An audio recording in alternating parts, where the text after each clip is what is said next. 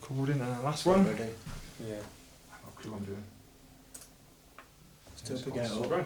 Yeah. Fab's got Tom after Conor. All good? Yep. Right. Fab. Yep. Thank You're you, a bit nervous, Tom. fellas, are you? Yeah, Nervous. No need to be nervous, you know. I don't bite, it's fine. So I'm far away. Yeah, you go. off you go, Tom. Tennorwood School is a school for autistic children and young adults, and we have set this podcast up to provide our pupils with a fantastic opportunity to develop a range of skills whilst interviewing top sportsmen and women from a variety of different sports. Joining us today on the TWS Sports Podcast is a professional footballer. He plays for the best team in the world, Wolverhampton Wanderers, where he is the captain. He also plays for England. Welcome to the podcast, Conor Coady. Thank you for having me, mate. Yeah, that's a lovely introduction, that. Thank you very much. We like to start our podcasts with some random questions before we start talk about your career. Are you ready? Of course I'm ready, mate. Yeah. Go on. Who is the most famous person in your phone book? Oh, that's a tough one, that. In my phone book. In my phone book. That's you could have given me a heads up on the questions, by the way. Honestly, you could have given me a heads up on the questions. I honestly don't know. Who I played with in the past? Harry Kane. Don't get much bigger than that. Yeah? True. Yeah, captain, yeah, Harry Kane, yeah. Right. If you could trade lives with anyone for a day, who would it be and why? Right. You probably heard this before. I love Prison Break. Me too. Right, do you like Prison Break? Yeah. What a series. You ever watched Prison Break? No. Yeah, I've seen bits Oh, of it, yeah. what? You know what's Prison Break? Honestly, It's good after. go home and fill your time with Prison Break. Michael Schofield, He's the main character, isn't he? yeah, the main character. Proper legend, mate. Watch it. Would you like to be him in Prison Break? In Prison Break, yeah, in Prison Break, yeah. Just because I love Prison Break, I've watched it about 300 times, mate. Do you reckon if the worst ever happened and you went to prison, could you escape? If I was him, yeah, I couldn't just be me. I couldn't be me, mate. But yeah, I really like that program, yeah. So if you could go back to one day in your life, what would it be and why? Oh, there's a few. Football. There's obviously, I think I've got 3 boys. The birth of my children was brilliant. I'll keep it football terms because I could say that, but I think getting promoted to the Premier League was massive for me as a footballer. Huge. That's one of the big ones. But then scoring for England, mate, was the one that just tops a lot, mate, at Wembley. I would have loved for that to go back to that, and that's to have a crowd in. I scored behind closed doors. Was it Wales? Oh, it's Wales, yeah. So I scored behind, so I couldn't have let my wife, my kids, my family in there. So I'd love to go back to that, but have a full crowd in. That'd be great. Yeah. Thank you for answering those questions. Let's chat about your career. We want to take you back to the beginning and talk about your childhood. What are your memories of growing up, and did you always want to be a footballer? Always, for as long as I can remember, if I'm being honest with you, mate. I think it was something where my mum and dad were obviously huge for me growing up. They took me everywhere, football and wise. My dad was massive, and he was the one who really first started taking me, I think around 4 or 5, the age of 4 or 5. So I've always wanted to be a footballer as long as I can live, and I've loved football from the first day I started playing. So yeah, I think that's the way I wanted to go growing up, yeah. You joined Liverpool when you were 12 years old. At that age, did you realise what a big club Liverpool was, and what was your time in the academy like? Well, what you've just said there, I think you must have got that from online, because I actually started at Liverpool a lot earlier. Okay. I've read that before, to be honest with you. I don't know where somebody plucked 12 from. I started at Liverpool when I was about 6, so that was something where, when you're a kid, I think you go to, wherever you live, you go to a few clubs. If you're all right at football, you go to, so I was at Liverpool, I was at Everton, all these different sorts of things, and I got the opportunity to sign for Liverpool, and I was a massive Liverpool fan, being a kid, and my family and my parents and my dad, they were really big Liverpool fans, so that was what really pushed me towards Liverpool. And listen, it was amazing growing up there, and I think going back to that time when I'd done that, and from what I can remember, because it was a long time ago now, I'm nearly 30 now, do you know what I mean? So it was a long time ago, but it was an incredible moment and feeling, I think, for me and my family. Yeah, I find that interesting because I have a friend from primary school and he supports Liverpool, so also a shout out to Liverpool. So it's kind of awkward because I've supported Wolves for quite a while now. So we always had little banter there. Yeah, so, yeah. It's just like that, really. Yeah. So going back to Liverpool, what were your memories of the first team? And I presume it's when Carragher, Gerrard, Michael Owen ages it. Was Gerrard Houllier boss at the time? Yeah, was this support? You're about supporting Liverpool? When you were in the academy once. Yeah, when I was in the academy, yeah. When I was in the academy, yeah, it was around. So Liverpool obviously won the treble in 2001, and that was obviously a big part because I think being a supporter, you enjoy watching your team obviously win trophies and win games and different things, and that was the time, and they were the kind of heroes for me. Steven Gerrard was obviously a big one with Jamie Carragher, who was a big influence on my career as my career moved forward through Liverpool. He was a massive influence for me. But yeah, Michael Owen, Robbie Fowler, these sorts of people were brilliant for me. Yeah. So you won like the Euros with England team under 17. What are your memories of that?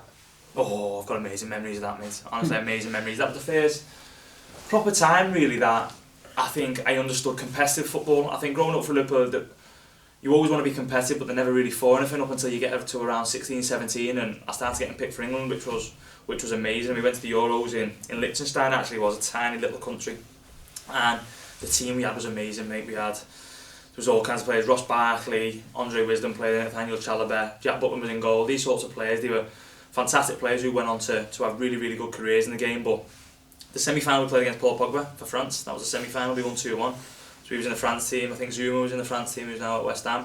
And then we went and played in the final against, do you remember Deulofeu and a lad called Paco Alcacer, who played at Valencia and different things. So these sorts of players in the final. So to win that, mate, I've got pictures. I still got the medal at home and different things. It was an amazing moment, yeah.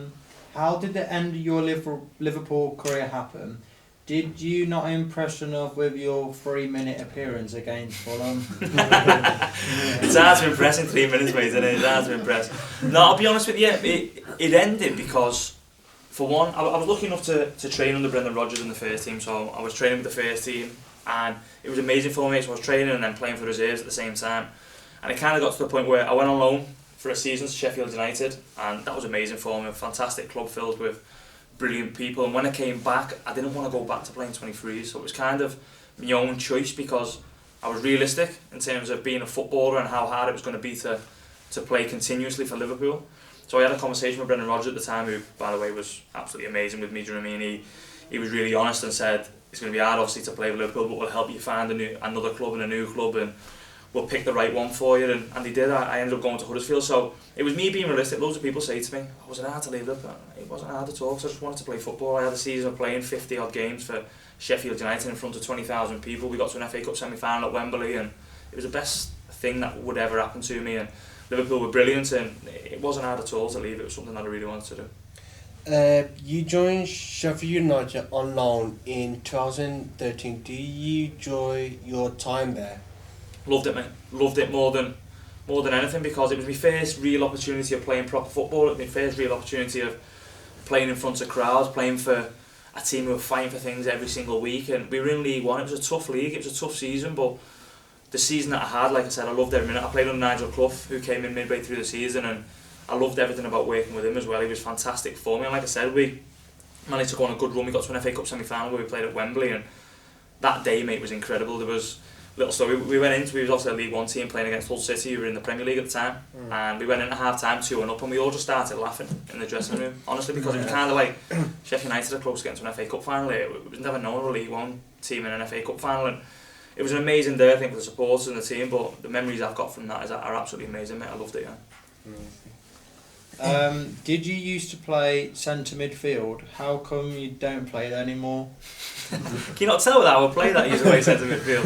No, I did, mate. Yeah, I grew up playing central midfield. I always dropped back every now and again to centre back, but it was something that really helped me. If I look back on my career now and how I play now, that's something that really helped me. Obviously coming back and obviously seeing the game and having a little bit more time on the ball and seeing the game a lot more from the position I'm playing now, it really helped me. But I love playing central midfield. If someone was to stick me back in there now, if the gaffer was to stick me back in there now, I'd struggle, because I'm not fast enough, my feet aren't fast enough like a Ruben Neves or a Moutinho. But I loved it, yeah, and it really helped me be the player I am today, I think now. Do you remember your first ever league goal? You drifted into the box from the right hand side and the ball came across to you and you slid in the past the keeper. Who wrote this? Is it? Because this is really good. A lot of YouTube.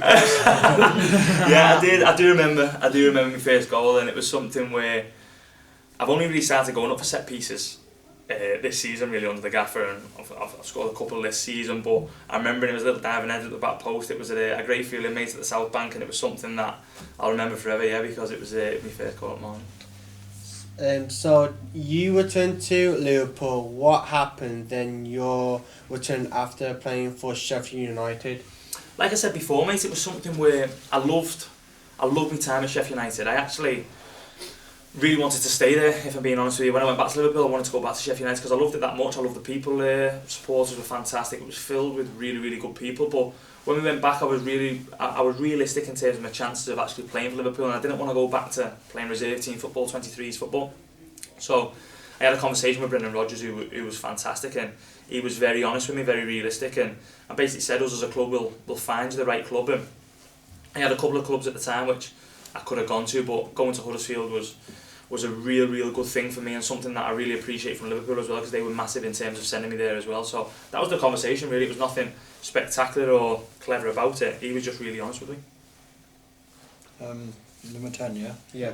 You then joined Huddersfield in 2014. How did that move come across about, and did you enjoy it? Loved it again. It was I'm lucky enough to say that during my career I've been part of some incredible football clubs filled with brilliant people who make you want to go to work every day, make you want to go to football and work hard and train every day. And Huddersfield was no different. When I went there, I've still got friends for life who are still there, who have played there when I was there and left, and different things. And to see what they're doing now is fantastic, and how close obviously they are now to the Premier League and the playoffs and different things. But it was just a top club filled with good people, supporters and a lot of working class people who wanted you to do well. And like I said, I owe a lot of credit to Liverpool for really helping me pick that club and choose that club to go to, because it helped me so much going there. So after that, you then joined Wolves. Yeah, a year later, mate. Yeah. And they went. I'm right thinking that season, the season before, they just missed out of the playoffs. Yeah. So moving to Wolves, how did that kind of come about? And it was massive. I got a phone call one day when I was at Huddersfield, and no one really knew about it apart from myself, just saying that Wolves are really interested in taking you, obviously at the end of the season. And straight away I said to myself that'd be incredible. That'd be incredible. Just because I'd played against Wolves for a couple of seasons the season before, and I knew how good of a team they had, how big of a club it is. The supporters from playing at Molineux, I knew how big they were as well. So I just thought to myself straight away that'd be a fantastic move for me, and something that I'd really want to do. And luckily it got done quite good, because Huddersfield really wanted it to happen, in terms of obviously financially maybe for them or whatever it might have been, and it was something that I really wanted to jump at the chance of, and I did do that. And looking back now, it was the best thing I've ever done in my life. Was that Kenny Jackett? Yeah, Kenny Jackett, yeah. And do you know what, the first couple of seasons were tough, because obviously the lads had gone from just missing out on the playoffs and getting promoted to the Premier League on goal difference, then having a couple of dodgy seasons when I first came in, and it was tough because we were trying to find consistency, we were trying to find momentum, but obviously after them couple of years, a little bit of it's gone obviously well since then. What was it about Wolves that made you want to join? Everything. Like I said, I'd played against them. I grew up obviously knowing Wolves in the Premier League, watching Liverpool play against Wolves in the Premier League, and then I had the privilege of playing against Wolves for obviously Sheffield United and Huddersfield the previous couple of seasons, and I loved every minute about playing there. I actually scored at Molineux in one of the games, and I love the feeling of coming out at Molineux. I love what the crowd brought. I love the size of the club and coming to play against them, and I always thought to myself, imagine playing for this club, how good it would be. Do you know what I mean? It was that sort of thing. So there was a lot of things that attracted me to it, and like I said, from the very first conversation that I had, it was something that I wanted to jump at the chance of. What was your first season for Wolves like? Tough. I'll be honest. The first couple of seasons when I first come was tough, because we were a little bit up in the air. We were very inconsistent in terms of how we were playing and how we were trying to play, and the style of play that we were trying to bring out. But it was a real learning curve, because I was still young. I was still about 22, 23 at the time, and it was something that really helped me build, I think, not just as a football player but as a person as well. So the first couple of seasons were hard, but then obviously the owners come in and had new ideas, and it was something that I really wanted to be a part of. We heard that you went to Austria on pre-season with Wolves in 2017, you left the airport as a third-choice midfielder, and after sitting next to the manager on the flight, you landed in Austria as the first-choice centre-back and club captain. How does it feel to be a teacher's pet? So the story to that is, you probably heard that's where you probably got that from, was I was sat on the plane, and to be fair, we trained there a couple of weeks before, so the manager played me at centre-back in training a couple of times, so it was kind of like, is he thinking about putting me there? Is that where he's thinking of playing me? If he is, I'll give him the best of what I've got. I'll try and improve him every single day. So we were sat obviously on the plane, and as he's walking down the aisle, I could see, obviously, an empty seat next to myself. I was in the middle of an empty seat next to myself. I don't know what you're thinking to yourself, I hope the manager doesn't sit there. And obviously as he's walking down the aisle, he's getting closer and closer and closer and closer, and then he's just kind of got eye contact with me and said, yeah, sit there then, yeah. So we literally sat, and honestly, I know it's a bit of a funny story, and it's something that lads take the mick out of me of at the time and different things, but the conversation that I had with him was incredible, and he never spoke about me in a positional sense either, by the way, on the flight. It was more about what he wants to do with the football club and how he wants to make the football club better. And the trip to Austria was really, really big for us because it brought us together as a team. It was hard, real hard trip, but that whole story and that whole trip came from obviously what he wanted to do, which was brilliant. Yeah. So yeah, we've got that. I'll say good friend. We've had Dave Edwards on the podcast. Oh yeah, I'm good mates with that. And we listened to in the Stiffs podcast, and we heard that story, so we thought a bit to you. Yeah. You got promoted in 2018. Yeah. So obviously an incredible season. What was the end of the season? I can't remember. Were you champions? Playoffs? Yeah, we were champions. Yeah, we were champions. Mate, honestly, that season, I think if you speak to a couple of lads who were involved in that season as well, like we speak to Ruben all the time, and Ruben Neves, and obviously what he's done in his career and how good of a football player he is, he still ranks that season as probably one of his favourite ever seasons, the one he's enjoyed the most, because the way we went into games, feeling that we couldn't get beat, the feeling that we had mentally, physically, we felt like we could play, we felt we had a way of playing, we felt every game we could go and win, and that season was absolutely incredible, mate. And I just think the way the boys approached it, the way the club approached it, the way the lads who come in at the start of the season approached it was amazing, and it's something that I've got memories for life, for me, my family, for my children. They speak about that season now, my wife speaks about it all the time, and it was an incredible moment for the football club, and just to obviously give us that kind of boost that we needed, obviously going into the Premier League with the way we played that season was fantastic.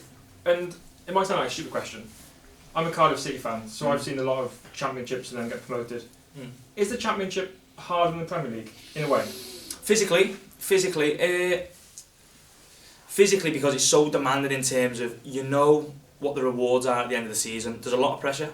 Obviously, I think if you're part of a club who are expected to go up to it, expected to challenge, I think if you don't challenge, the pressure ramps up a little bit, and I think that becomes hard as well. I think the technical side of the Premier League and the speed and how people play in the Premier League I think it's the best in the world. I don't think you can compare it to anything, but I just think in terms of what's at stake in the Championship, I think you can really feel that at times, and we certainly felt in the first couple of seasons I had at this football club that this club was expecting to challenge and we wasn't, and then when we did, the force of the people behind you, the force of the supporters behind you is something that I can't really tell you about, because it's like a bit of an out-of-body experience, the way you feel at times.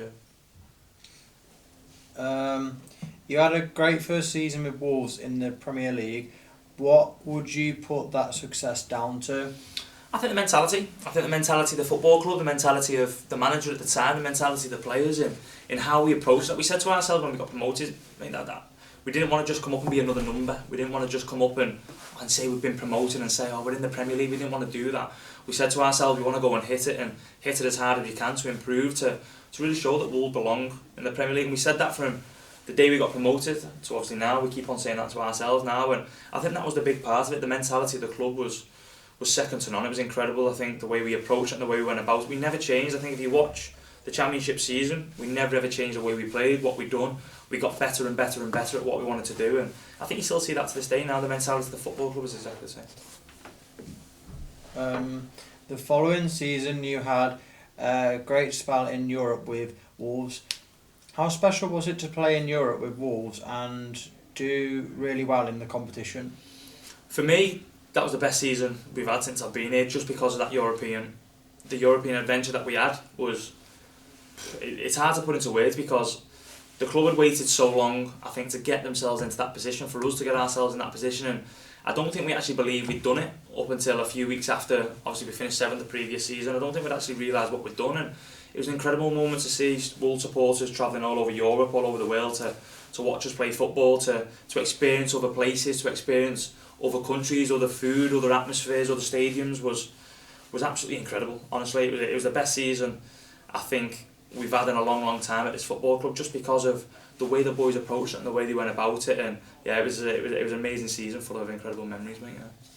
Yeah. You make your England debut in 2020. What was that like? Hey, well, you're bringing up some good times there, really, aren't you? It's hard to speak about it. Yeah. When I first got the call, I'll be honest with you, before I got picked for England, I always used to sit, and I didn't know how it used to happen when you got picked for England. I didn't know whether you get a phone call, whether you just see it on the telly or different things. I didn't know, so I used to always sit and watch that Sky Sports News when the England squads were going out, and I was never ever getting in it, but I still sit in front of the telly and watch it. And this was no different for this one.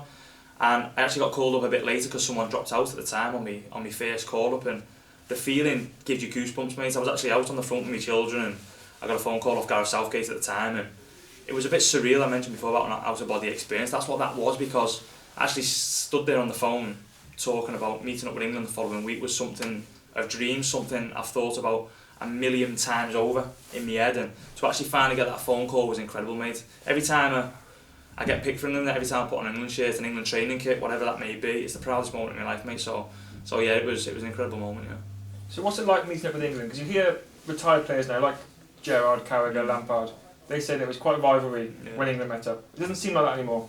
I've heard them stories, mate, and listen, I weren't around in the era that they were playing, and what a team they had, but it's hard to kind of imagine that now with what I experience when I go, if you know what I mean, because I can't tell you how good it is, mate. I spoke about it a million times before, and a lot of people said to me, even in the summer when we went to the Euros, that I didn't play, that must have been hard and all this sort of stuff, and I said the best few weeks of my life, because of how the lads are, I think because of how the staff are, how the environment is.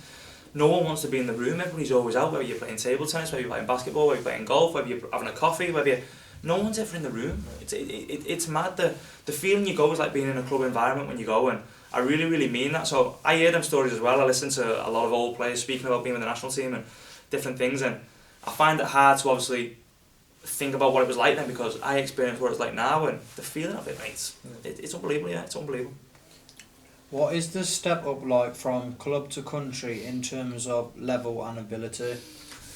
I'll be honest with you, mate, I think the level at Wolves is incredible, and I'm lucky enough that I get a chance to train and play with these boys every single day. And when you go to England, it really sets you up training and playing with the lads here, because you go there and listen, it's an incredible level at England, and I think most lads would tell you it's an incredible level when they go with Portugal, whether you go with Morocco, whether you go with Mexico, whatever that may be. It's an incredible level, but because of the way we train here, the intensity that we train at, and the intensity that the manager wants and the tempo that he wants, it really sets you up for going there. So I don't think it's a massive step up, but I think at the same time, what we train like here really helps us go in there as well. At Euro 2020, the England coaching team said you were player of the tournament. You didn't play any games, but they said you were important in the dressing room. What did you do during that tournament that was so helpful? Do you know what, when I first heard that, mate, I was a bit embarrassed, I'll be honest with you. I was a bit embarrassed because it was Steve Holland who said it, who I really, really get on with. I respect him so much. I think he's an incredible football coach. So when I seen that, it was kind of a little bit like, it was a proud moment, but at the same time I was a little bit, a little bit embarrassed, because obviously you've got lads who were performing incredibly well on the football pitch, and I had so many people come up to me and say to me, you never played, you never done this, and like I've just said there, they were the best few weeks of my life, and I just told myself that when I went, whether I was going to play, whether I was going to miss out, whatever it may be, that I was going to give the best of myself every single day to try and make the team, the country, the players around me better, because we were all in it for one thing. How long have we all waited, I think, for our country to win something? We waited since '66 or to get to a final, and to actually see, after the couple of years that we'd had with COVID as well, and we spoke about it a lot there, what we could actually bring the country, and what the lads brought the country was incredible. So it was nothing that I don't do here, that I've done there. I do things the exact same here every single day, but I just made sure that I went there, and every single training I've done everything right, every single training I worked as hard as possibly could to try and make the players around me better. And then if I was to play, great, let's go and do my stuff and try and win as many games as possible. If I wasn't, then I'll try and make him better, to try and make us go as far as we can in the competition. And we got to where we wanted to go, we just couldn't quite get over the line with it. So I think it's an exciting future, I think, for the national team, but them few weeks, mate, were some of the best in my life, yeah. That's a perfect analysis on that. Thank you. We have heard that people say you never stop talking when you are playing football and you talk so much. Is this true, and do your teammates understand Scouse? I think you can probably see from this now. I don't stop talking. That's something that I quite enjoy. I could speak about football all day, mate. I could speak about football all day, and the lads will probably tell you I do their heads in, if I'm being honest with you. I come in and I'm quite loud and I'm quite over the top really with them, but I think it's a massive part of it. I think probably not just football, but I think probably society's probably gone away from communicating a little bit, if I'm being honest with you. I say it quite a lot, and you get phone, you get Instagram, you get Twitter, and you get all these sorts of things now, and no one really wants to speak anymore. Do you know what I mean? No one really wants to talk, and I think I speak to our young lads here quite a lot and just say it's a massive part of life, and it's a huge part of football. I think if you can get it into your game, I think it's huge, and I'm lucky that it comes quite natural to me that I want to try and help people, but I think if other people start doing it as well, it can help them even more. So I think it's a massive part of it. The lads the Portuguese lads don't understand me. Half the time I think it's just noise to them, mate. I'm saying things on the pitch, or I'm saying things in the change room, and they're just looking at me, and it's going in one ear and out the other, and it's like, yeah, I like codes or whatever, but they don't understand me, mate, believe me. Yeah. What is your opinion of swapping shirts after a game? Is it something you do, and if so, what is the best shirt you have? Good question. I've done it, yeah. I've got quite a few shirts. I'm a big believer in, I think you should do it behind closed doors. Do you know what I mean? Because I think when you're in the half-time ones, I don't understand swapping at half-time. Never get my head around that. I don't know why you'd want to. Even if you got Cristiano Ronaldo and you're desperate for a shirt, just leave it to that. Just speak to someone, I don't know. I don't understand swapping at half-time. After the game, I do it behind closed doors, so all the shirts I've got, I've never kind of done it in a tunnel or whatever. I've kind of given it to our kit man and said, oh, you get that one or whatever. So I've got quite a lot of shirts, if I'm being honest. I've got some good ones. I've got Kevin De Bruyne was a real big one that I've got on the wall at home. I've got a couple of our lads actually on the wall at home. I've got quite a few of Ruben's from when he was in Europe. I've got a Ruben Portugal one, which is top drawer. I've got a Trent one, I've got a Declan Rice one, Kyle Walker, Jamie Vardy. I've got quite a lot of my own ones where obviously I've been lucky enough within games to wear the armband with England. So I've got like my own shirt, obviously thing with the captain's armband underneath, which is a lovely one as well. So yeah, there's a few. My favourite one's probably De Bruyne. What a player! What a player, mate! What a player! One of the best in the world, isn't he? So I'd say De Bruyne. What is Conor Coady like after he has lost a football match? Oh, terrible, awful. Ask me wife, mate. I'm awful. I'm awful. Even after the game on the weekend, I was awful. When I go home, I don't really speak. And do you know what? It shouldn't be like that. If I'm being honest with you, you shouldn't really take it on. Sometimes it's very hard because you're so emotionally involved in a football match that you're desperate to win. Your competitive side comes out, and you're so desperate to win. And I feel sorry for my wife and my children at times, because I go home and the children are expecting to play and they want to play football, or they want to do this, or they want to play FIFA, or whatever it may be, and I go home, I've got a face on me and it's hard, and it shouldn't be like that really, but it's hard to get out of that mode I think, when you're so emotionally involved in a football match. Yeah, so I'm tough. After a win, I'm on top of the world, mate. I'll play FIFA all night with the kids, or I'll play foot in the garden all night, so I'd rather speak about that one. So what about your pre-game routine? So say it's Saturday 3 o'clock kick-off. What's your kind of rough routine from when you wake up? I'm quite an early bird, if I'm being honest with you, so I'm up quite early. I like trying to have it. If it's a 3 o'clock kick-off, I like trying to have 2 meals. If it's a late kick-off, I like trying to have 3 meals. I try and eat, because a lot of lads would rather sleep sometimes, so they'd rather miss breakfast and just have pre-match meals. So we have pre-match meal around about 3 hours before the kick-off. So I'd get up, and breakfast is usually optional. I get up for breakfast about 8:30, so I have my breakfast, and then I like to go for a walk, get out of the hotel and get a bit of fresh air, get a bit of a coffee with a couple of lads and a couple of the staff members, the physios who are here, which is always quite good fun actually, because you sit and you have a little bit of a chat and you have a coffee, and then you're back then for a quick shower, pre-match meal. My pre-match, and everybody can't get their head around this, like when I first went with England, so my pre-match meal is pancakes and fruit, honestly. So everybody has like pasta, spag bol, do you know what I mean, potato, all this sort of stuff. And when we first met with England, they never had pancakes, so I said to the nutritionist, listen, you got no pancakes, and I was playing, so he was like, don't do pancakes at pre-match. I went, I can't have nothing else at pre-match. I can't like have pasta or nothing like that, like I'm just not used to it, like I'm quite set in my ways. So he was like, pancakes and fruit? So I was like, yeah, that's what I want, and that's all I'll have. And the lads are like, that's all you're having? I'm like, yeah, that's all I want. So he had to do me pancakes every time we go to England now, and I'm lucky enough to be picked. We have pancakes on, so that's my pre-match meal, the pancakes, and then it's obviously just getting in the zone then really for the game, and focusing on obviously who you're coming up against, the sorts of players you're coming up against, what does that striker do, what's his strengths, what's his weaknesses, all this sort of thing, and just being in the zone for the game. But I'm quite relaxed. If I'm being honest with you, I talk quite a lot, I waffle, so I waffle on quite a bit, so I'm quite relaxed before a game. Any superstitions? Yeah. Not necessarily things that I stick to every week. This might sound a bit daft, but say we play on the Saturday and we win, I'll always try and retrace my steps the next Saturday, right? And that might sound ridiculous, right? But even to the bit of, I'll try and use the same toilet if I go to the toilet, or I'll try and put my right shin pad on my left. I'll try and retrace my steps a little bit. It's never right. I never retrace my steps. I just feel like I am retracing my steps. It's daft, I know, but I just think that's the mode you get into when you're just desperate to win, mate. I just think that's what it's like. Yeah. What is your best quality as a captain? I think communication, mate. We've spoke a lot about it, I think, during this podcast, but I think communication's a big part of it. Like I said, I honestly believe a lot of it's going out the game. I think a lot of it's going out with society. There's so much, I think, going on, like I said, with phones, social media, all this sort of stuff. I think it's going out of it, and like I said, I speak a lot to our young lads about it, about just talking up your mouth, don't come in and head down and come in and say morning and all these different things, and have a chat. It's nothing better than hearing about someone's life or what they've been up to or what they're doing, or the way they're going on holiday or whatever they're doing. I think it's a massive part of it, so communication and being open for me is massive, yeah. Do you want to be a manager in the future? Right, it's a tough question that for me. I'd love to, but I'd have to really believe that I can affect people. I'd have to really believe that I'm good at it. I wouldn't just want to go into being a manager if I didn't feel ready, if I didn't feel good enough, because it's such a hard job. I see it from the managers I've played under. It's a real tough job, and you want to be a really successful manager. That's what everybody wants to do, and everybody will tell you the same thing. I understand it, but you've got to believe you're good enough. I've got to believe I'm good enough. I wouldn't just go into it if I'm half-hearted or I've not learned as much as I can. I'd have to be really prepared to go into it. So I would want to, but I'd have to be really, really prepared to do it, because I wouldn't want to leave myself short, because then that can kill you then for the rest of your life and the football club, you know.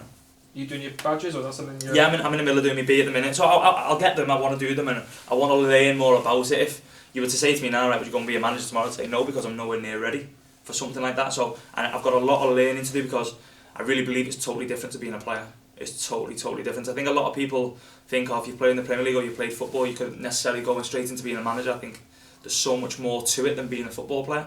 So I am doing my badges, and it's something I'm enjoying at the minute. So hopefully we can get them in and see where we're at. I think what you said, it's at the moment we're in a stage where you got Rooney, Gerrard, Lampard, Vieira, who have kind of seemed from the point of view of the public to make the transition quite easy. Yeah. But yeah, you're right. It's just obviously not easy. There's loads of footballers who never quite make it. And I think I honestly think people think, oh, well, he's been a player, so I think he'll be a man. I think it's so much more than that, and I honestly think you've got to really, them players, now managers who you just mentioned, they're incredible footballers, but they're also showing how prepared they are as managers as well, because they're all doing ever so well. So I think there's so much more to it than being a footballer, just thinking, well, I've played in the Premier League, I've done all right, so I can go and be a manager, and I think there's so much more to it than that.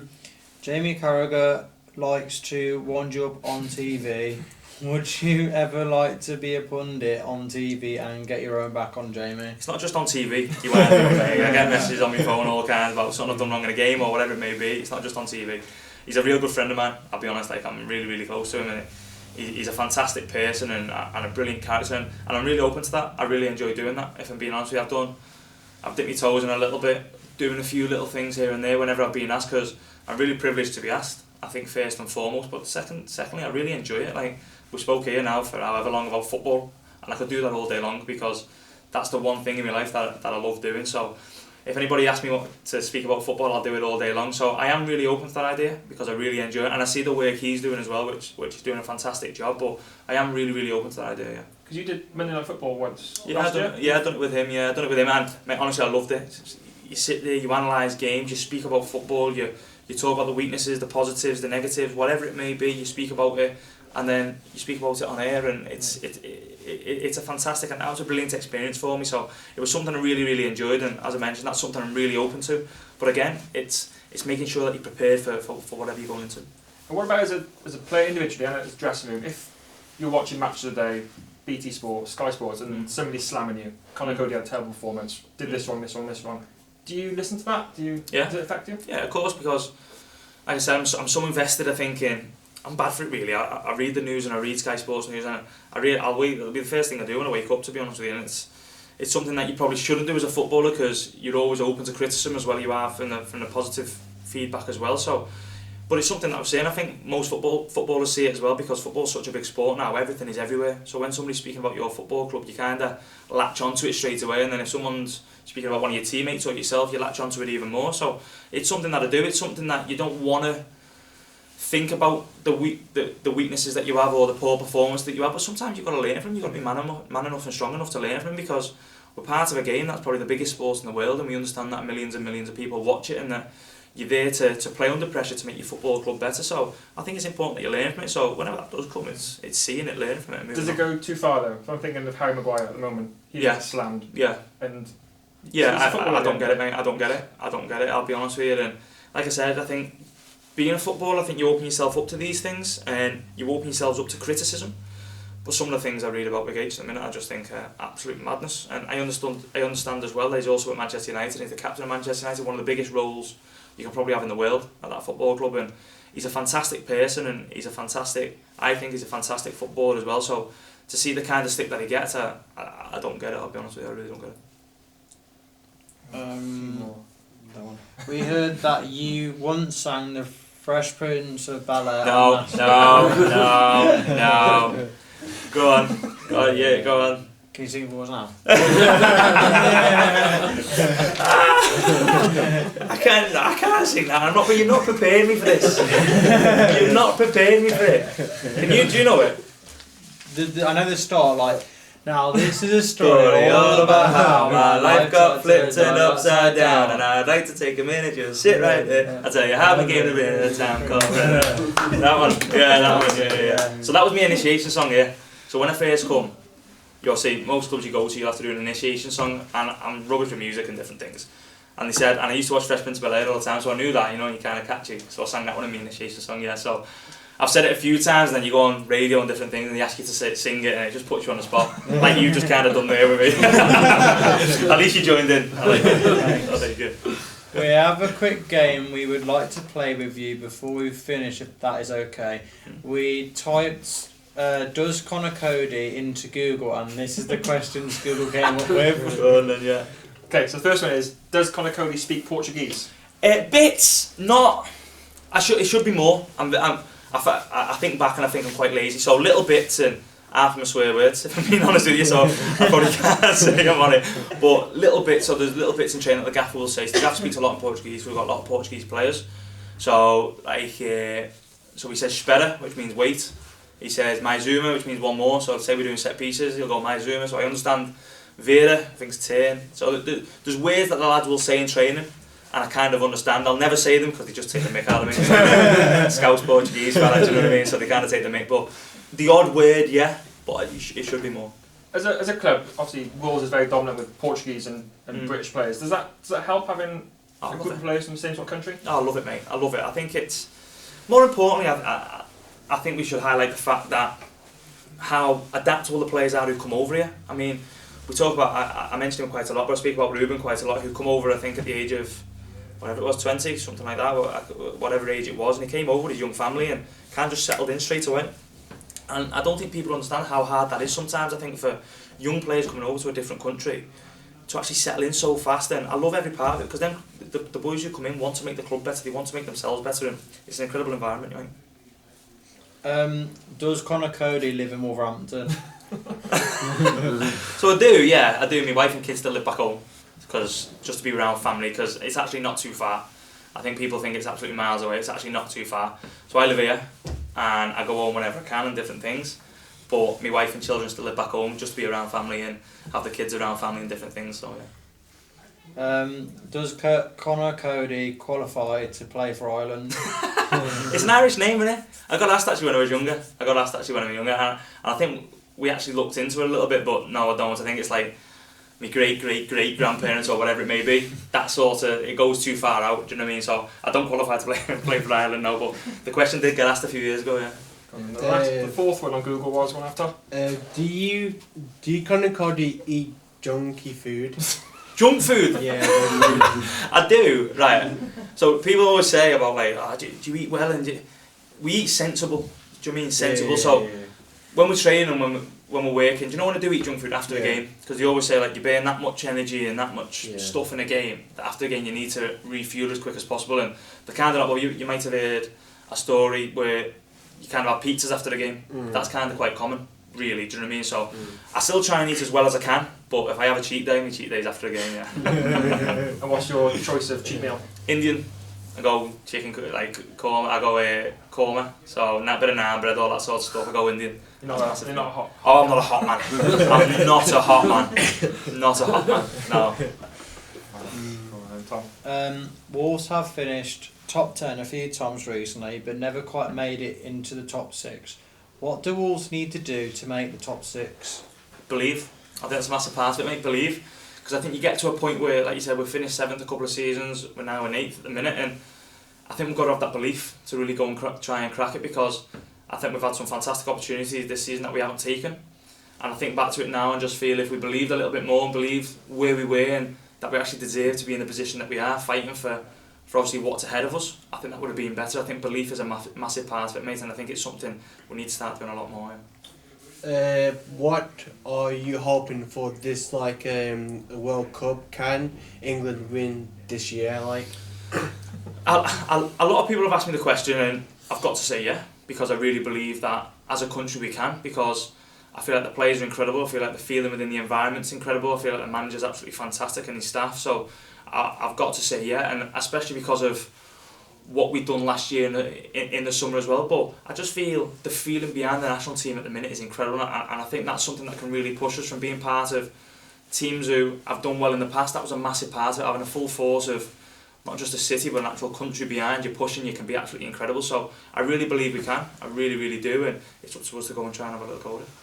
So I know it's in Qatar this year. I'm not going to ask you about the reasons behind Qatar because that's nothing to do with you, but in terms of it being in the winter, or our winter, middle of the season, boiling hot, what are your thoughts on the World Cup coming up in terms of preparation and completely different environment? I feel you can look at it in both ways, if I'm being honest. I think from probably a manager's point of view, you're probably going, I've not got enough time to prepare with the players, because I think the Premier League season finishes and then a week later I think the first World Cup game is, and I think for a manager they'd probably turn around and go, that's not enough time to prepare, because usually you have 2, 3, 4 weeks to prepare for a major tournament. So I think probably from their point of view, and probably some other people within the world are saying it's not enough time, but I think from a player's point of view, you want to go straight into it. Players just want to play football, players just want to be part of these big tournaments as much as possible. And I think most people will probably tell you the same thing, that you want to prepare, you want to make sure you're ready, but you want to go into it as quick as you possibly can to try and hit the ground running, to try and play. And it's not as if we're finishing a season and having a week or so off to then go again. We're kind of stopping the Premier League season, flying straight out, and then off you go, you're into a World Cup. So I think you can look at it in both ways. I think from a player's point of view, you want to get into it as fast as you possibly can and hit the ground running as quick as you possibly can as well. Every week on the podcast, we like our guests to ask questions to each other. So we get a guest to ask a question, but they have no idea who the question is going to be for. This week's questions comes from our previous guest, who has former Wolves and West Ham player Matt Jarvis. He asks, who has been the biggest influence on your career and why? Right, so yeah, there's a couple. My dad's the biggest influence on my career. My dad, he's a massive influence because of what he's done. I mentioned earlier on that from the age of 4 all the way up to now, he comes to every single game. He's always been to every single game. I don't know how many he's missed in his life, but it's not many. So he's a massive influence. I think if I go to coaches, I had a coach when I was younger at Liverpool called Frank McPartland, who really believed in me, not just as a football player, but I think as a person. And I'm really good friends with him now. I was with him the other day having a coffee and something to eat, and he's a real factor into why I'm a professional footballer now. So I'd say my dad's the first and biggest one, but then Frankie, who was my old coach at Liverpool, was a massive one as well. Could you do the same, please? Can you think of a question for our next guest? But we aren't going to tell you who the guest is. The question could be anything you want. We've had very random questions about anything. Have you? Will the next guest be sports oriented? They're all sports, yeah. All sports. Any sport? Yeah. Flipping heck. Favourite film, favourite hobby, favourite... Where's the favourite place to go on holiday? Perfect. That's a That's a good one. good question. Yeah? Yeah. Yeah. Not had that before? Yeah. Okay, good. I would just like to say a big thank you again to everyone who listens to our podcast. We really appreciate it. Please continue to leave reviews and pass our podcast on to your friends and family. Thank you so much for taking the time to chat with us today, Conor. We really appreciate it and enjoyed speaking with you, and it means so much to us as a school to be able to have the opportunity to speak with you. Thank you. Pleasure. Thank you for having me. Thank you so much. Thank you for having me. No worries at all. Thank you. Fab. Amazing. Sorted? Yes. Alright? We always get you to sign a few Yeah, few cool, mate. things. So. Yeah, that's cool. That's cool. There you go. Alright, fellas. Thank you for having me. Thanks for coming in. No problem. It's only around the corner, isn't it, for you? It is, yeah. 5 minutes. That's enough. Took us longer to try and park than driving. Well done, boys. Yeah. Good, that? Yeah. Isn't it? It's alright? Yeah. Well, I hope it's me. Press stop.